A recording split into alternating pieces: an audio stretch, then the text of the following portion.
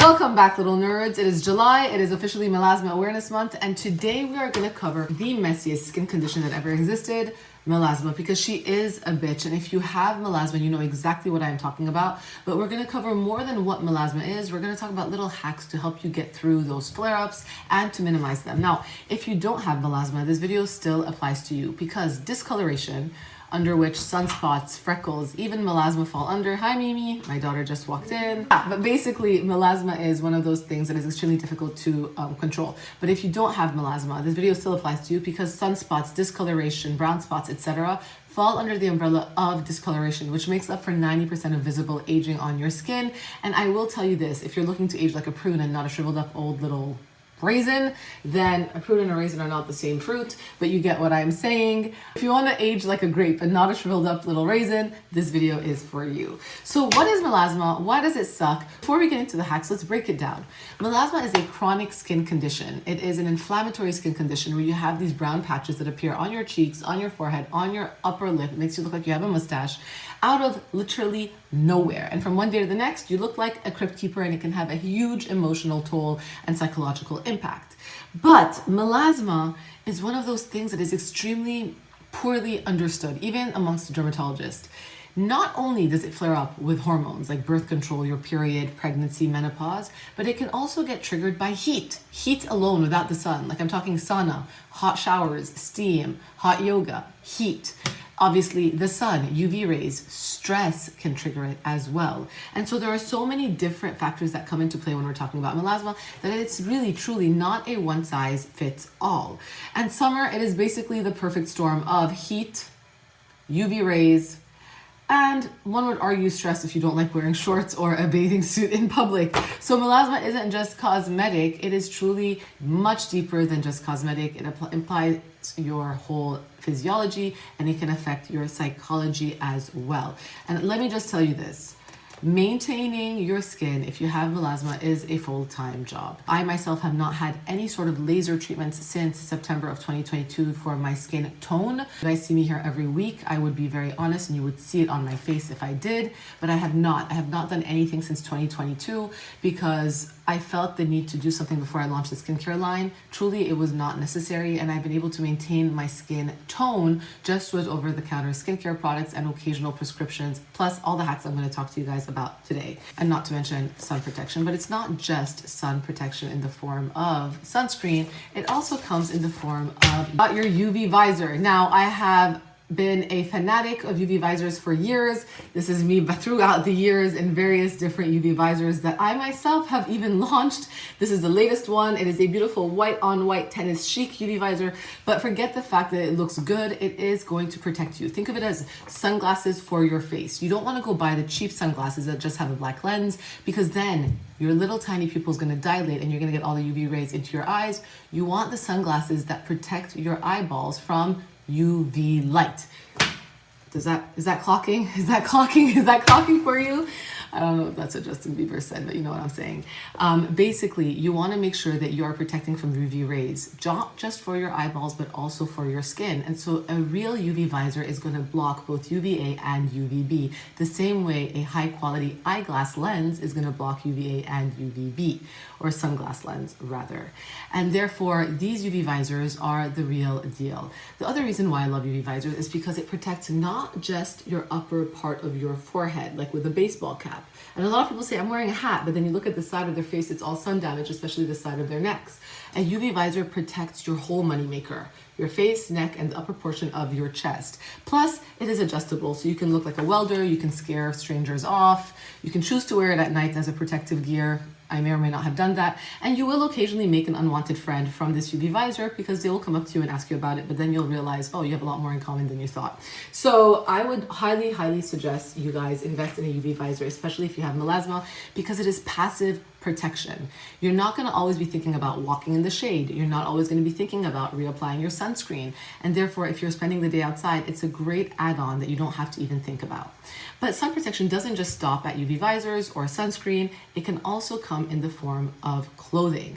I have also been a huge fan of UPF clothing throughout the years that I would wear to the beach. I always take two, where I swim in one. Once it's wet, I take it off, then I apply the dry one. UPF rash guards are to protect your skin from UVA and UVB, but I do not like wet material on my skin. So this year, we have launched our own very special edition UPF rash guard in honor of our brand colors, and it is a beautiful lavender tone rash guard. The reason why I loved this particular rash guard, and it took me a while, and I decided actually to make it, is because not only does it protect your neck, it has an easy zip in, zip out feature. I do not like putting things over my head, especially not at the beach. I just want to zip in and zip out. But it also protects your hands with a thumb hole right over here, so it reaches the back of your hands. It's chic, it is form-fitting, it makes you look more snatched. If you are concerned about sizes, I say always size up, because you'll never go wrong in that case. But if you're looking to have a more snug fit, then I would say go for the size that you think you really are. I absolutely love them. The major shade multi-play UPF 50 rash guard. I will link it below for all of you guys. And if you guys know that this is perfect not just for the outdoors, gardening, tennis, hiking, but it can take you from the outdoors to the pool. Literally, just as I used to do and like I do and I've done with this particular one. I have gone kayaking, I have fallen accidentally in the Long Island Sound in it, I have gone hiking, and I have even done some gardening with this, plus some power washing over the July 4th weekend. And I have no burn or tan. I have bronzer on my face, as you guys can tell, but there's no burn or tan on my skin. So that is great. I always take two, like I said, one for the beach and one for the dry, one for the water and one when I'm out, so I can wear a dry one. Let's get into that, because when we are at the beach, it's not just the sun. You could be sitting under a parasol. You could have a massively gorgeous wide-brimmed hat. You can be wearing the UV visor. You can be doing all of the things, but if you're getting hot, the heat itself can trigger melasma, which leads me to my trick number 3. I love to stay cool, and I have been targeted by so many ads on social of these sweaters that cool you from inside out, where you put a fan inside your sweater but you look like a puffball.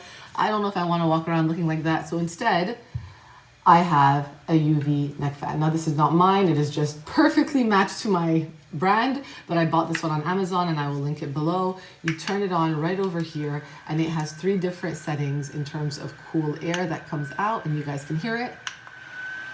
But you apply it underneath your neck and it just cools you, especially if you're waiting for the bus or if you're walking outside or you're taking a little walk. Or you're gardening, or if you're taking a nap in the shade, it will cool you, and it is very, very, very just lovely. Not to mention the sound is like white noise, so you can drown out all the noise of all the little children around you when you're trying to find your peace and relaxation. But this is a very, very, very, very easy one to incorporate into your routine, whether you are in the city or on vacation. So that's my ultimate sun protection fit, which is not just a UV visor. I had a momentary lapse of words. It is also a UPF rash guard as well as a neck fan. Now, my 4th hack is, let's say you are in the city.